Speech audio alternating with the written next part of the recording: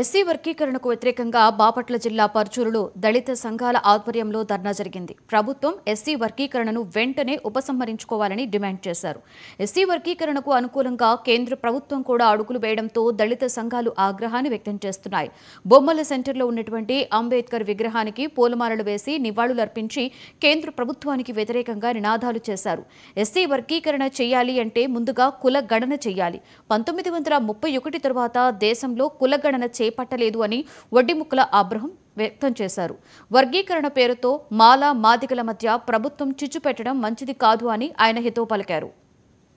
ఐక్యతని చెడగొట్టాలనేటువంటి ఉద్దేశంతో కొంతమంది రాజకీయ నాయకులు ఈ వర్గీకరణ అంశాన్ని తెరపైకి తీసుకొచ్చి దీన్ని కొనసాగించడం అనేటువంటిది జరుగుతూ ఉంది.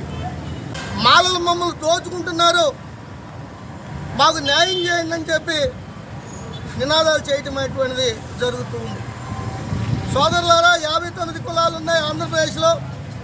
ఈ 59 కులాలు ఎవరెవరు దోచుకున్నారు? మాల మాదిగలు ఇద్దరు కూడా 59 కులాలను దోచుకున్నారని చెప్పొచ్చు. ఎందుకంటే మిగతా 59 కులాలతో పోల్చుకుంటే ఈ రాష్ట్రంలో మాలలు మాదిగలు ఇద్దరు కూడా డెవలప్ చెందిన అధికులు మిగతా వాళ్ళతో పోల్చుకుంటే. అయితే మాలల్లో అందరూ అభివృద్ధి చెందల.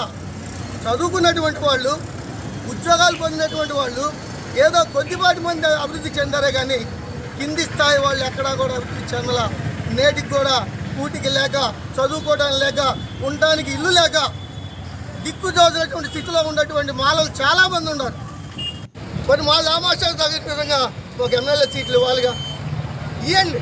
ఇస్తే సామాజిక న్యాయం మీరు చేసినట్టు మేము అంగీకరిస్తాం. అట్లా ఇవ్వకుండా